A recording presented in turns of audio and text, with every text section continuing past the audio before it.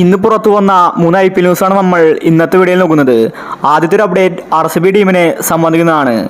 RCBയുടെ പഴയ താരമായിരുന്നു രാഹുൽ മികച്ച രീതിയിൽ RCBയിൽ കളിച്ചിട്ടുണ്ട്. പിന്നീട് രാഹുൽ ടീം വിട്ടുപോയി. ഇപ്പോൾ ഇതാ വീണ്ടും രാഹുൽ ലക്നൗ ടീം വിട്ട് RCBയിലേക്ക് വരികയാണ്. അടുത്ത പ്രാവശ്യം രാഹുലായിരിക്കും RCBയുടെ ക്യാപ്റ്റൻ.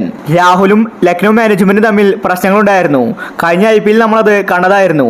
അതിനുശേഷമാണ് രാഹുൽ വലിയ തീരുമാനം എടുത്തിരിക്കുന്നത്. ഡുപ്ലസി പടിയിറങ്ങുകയാണ്.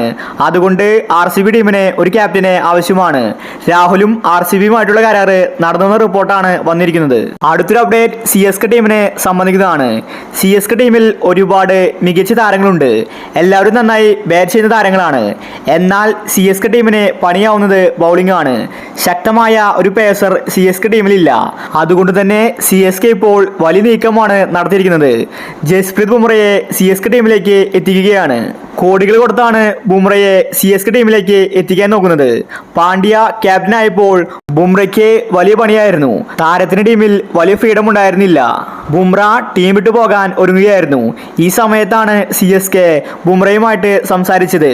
അടുത്ത മെഗാലയത്തിൽ ബുംറ CSK ടീമിലേക്ക് എത്തുമെന്ന റിപ്പോർട്ടാണ് വന്നിരിക്കുന്നത്.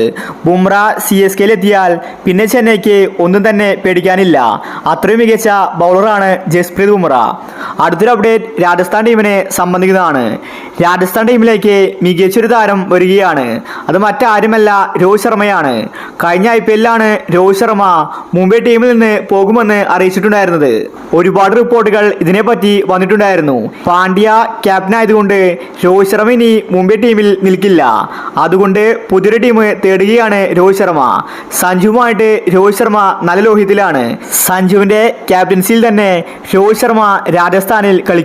രാജസ്ഥാൻ രോഹിത് ശർമ്മയെ വാങ്ങാൻ പോകുന്നുവെന്ന റിപ്പോർട്ടാണ് വന്നിരിക്കുന്നത്. രോഹിത് ശർമ്മ ഇപ്രാവശ്യം മെഗാലയത്തിൽ ഉണ്ടായിരിക്കും. എന്ത് വില കൊടുത്തും രാജസ്ഥാൻ രോഹിത് ശർമ്മയെ സ്വന്തമാക്കും. അപ്പോൾ അടുത്ത IPLൽ നിങ്ങൾ സപ്പോർട്ട് ചെയ്യുന്ന ടീം ഏതാണെങ്കിൽ താഴെ ഒന്ന് കമന്റ് ചെയ്യുക.